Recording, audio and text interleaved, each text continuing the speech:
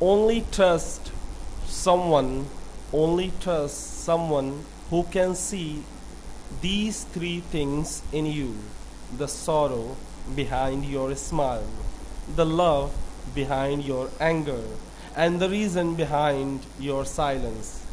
Only trust someone.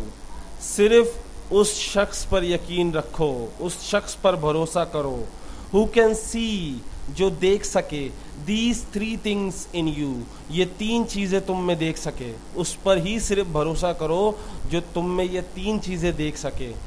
The sorrow behind your smile, तुम्हारी मुस्कुराहट के पीछे तुम्हारा दुख. The love behind your anger, तुम्हारे गुस्से के पीछे तुम्हारा प्यार.